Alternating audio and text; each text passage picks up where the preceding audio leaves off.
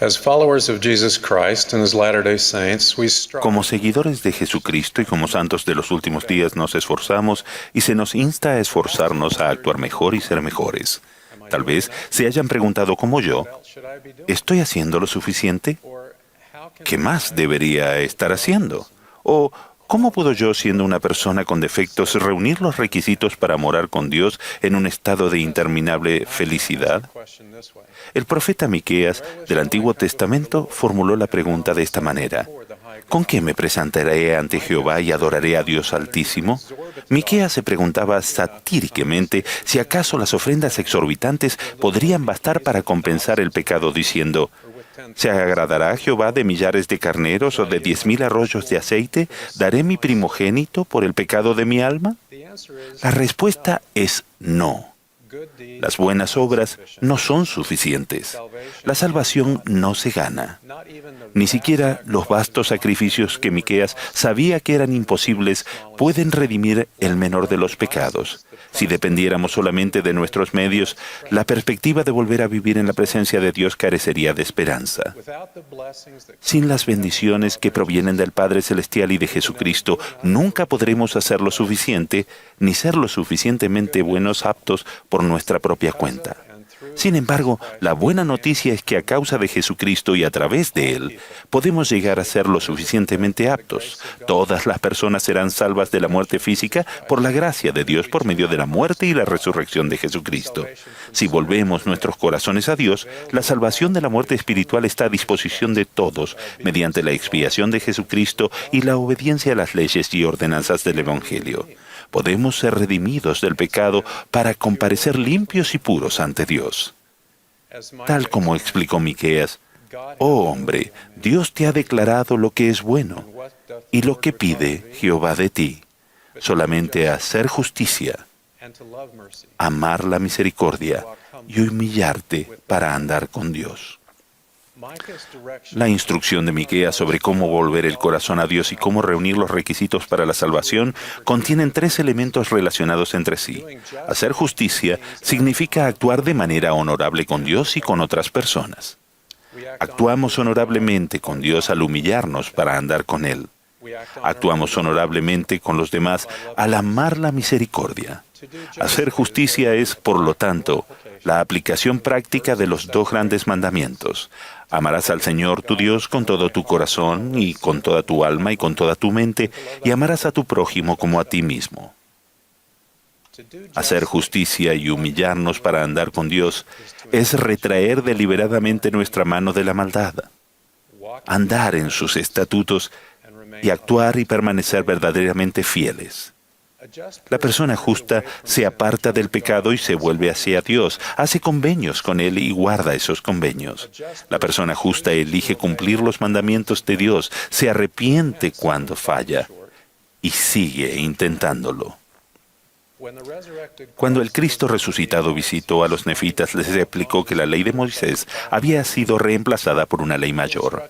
Les indicó que no ofrecieran sacrificios ni holocaustos, sino que ofrecieran un corazón quebrantado y un espíritu contrito. Prometió además: y al que venga a mí con un corazón quebrantado y un espíritu contrito, lo bautizaré con fuego y con el Espíritu Santo. Cuando recibimos y utilizamos el don del Espíritu Santo después del bautismo, podemos disfrutar de la compañía constante de Él. Y se nos enseña todas las cosas que debemos hacer, incluyendo cómo humillarnos para andar con Dios. El sacrificio de Jesucristo por el pecado y la salvación y de la muerte espiritual están disponibles para todos los que tengan un corazón quebrantado y un espíritu contrito. El corazón quebrantado y el espíritu contrito nos inspiran a arrepentirnos con gozo y a intentar ser más como nuestro Padre Celestial y Jesucristo. Al hacerlo, recibimos el poder purificador y sanador y fortalecedor del Salvador. No solo hacemos justicia y nos humillamos para andar con Dios, también aprendemos a amar la misericordia del modo en que lo hacen el Padre Celestial y Jesucristo. Dios se deleita en la misericordia y no evita su uso.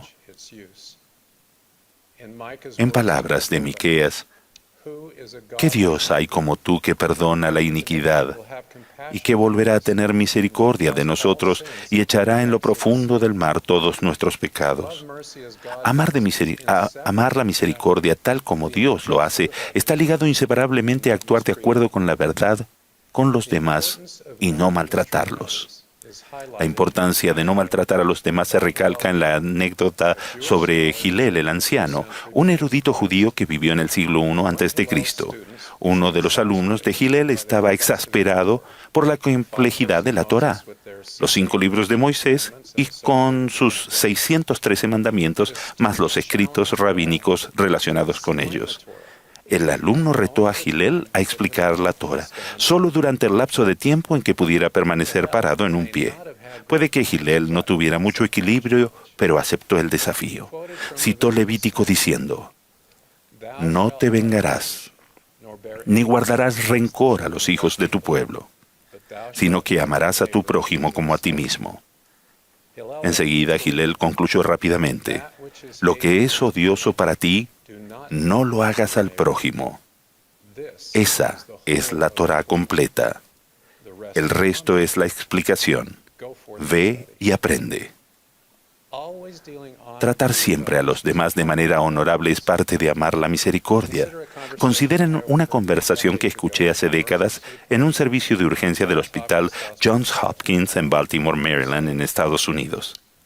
Un paciente, el señor Jackson, era un hombre cortés y agradable, bien conocido por el personal del hospital.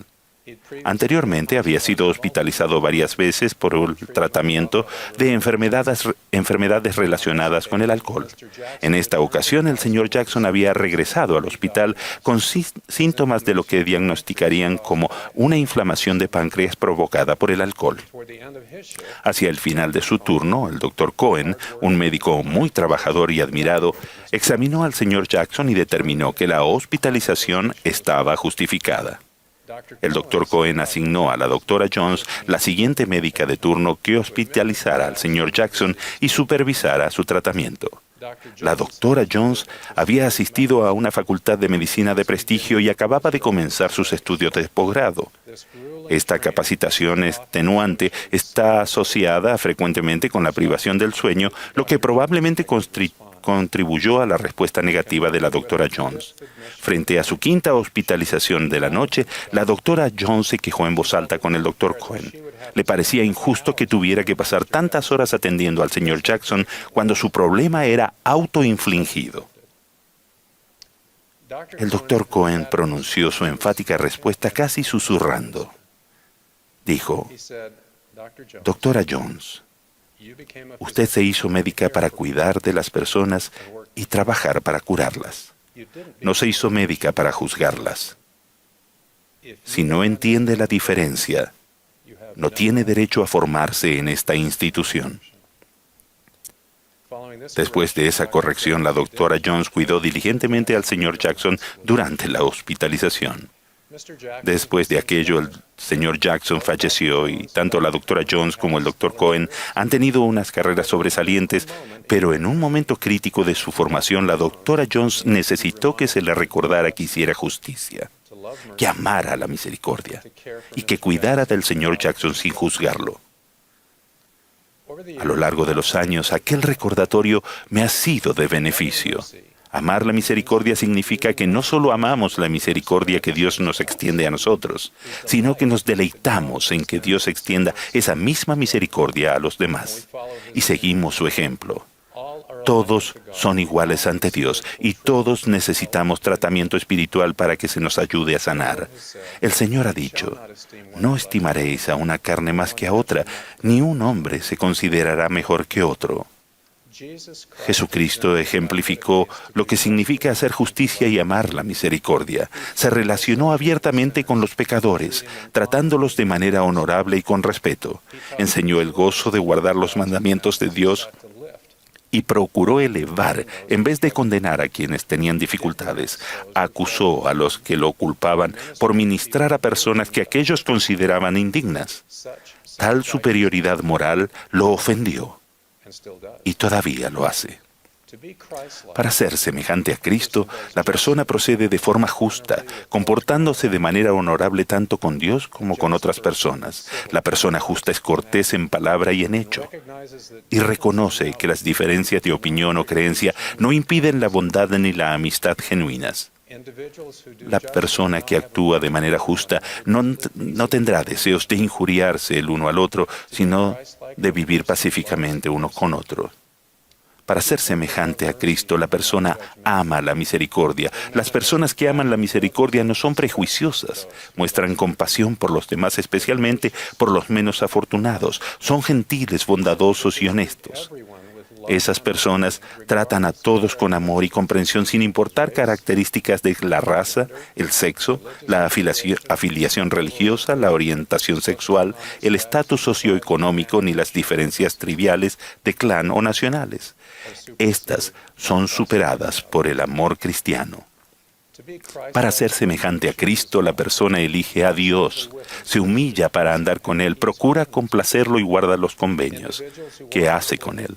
Las personas que se humillan para andar con Dios recuerdan lo que el Padre Celestial y Jesucristo han hecho por ellas. ¿Estoy haciendo lo suficiente? ¿Qué más debería estar haciendo?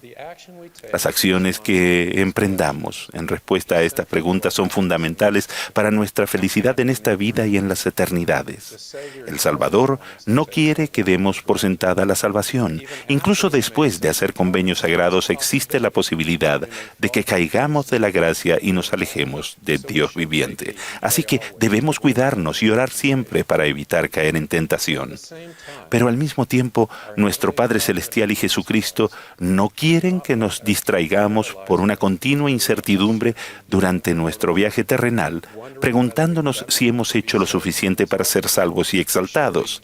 Ciertamente no quiere que nos atormentemos con los errores de los que nos hemos arrepentido, viéndolos como heridas que nunca sanan, ni que seamos aprensivos en exceso de que podamos volver a tropezar. Podemos evaluar nuestro propio progreso. Podemos saber que el curso que nosotros seguimos en la vida está de acuerdo con la voluntad de Dios. Cuando hacemos justicia, amamos la misericordia y nos humillamos para andar con Dios. Incorporamos los atributos del Padre Celestial y de Jesucristo a nuestro carácter y nos amamos los unos a los otros. Cuando hagan estas cosas, seguirán la senda de los convenios y reunirán los requisitos para morar con Dios en un estado de interminable felicidad. Sus almas serán infundidas con la gloria de Dios y con la luz de la vida sempiterna. Serán llenos de un gozo indescriptible. Testifico que Dios vive y que Jesús es el Cristo, nuestro Salvador y Redentor, que con gozo y amor extiende su misericordia a todos. En el nombre de Jesucristo. Amén.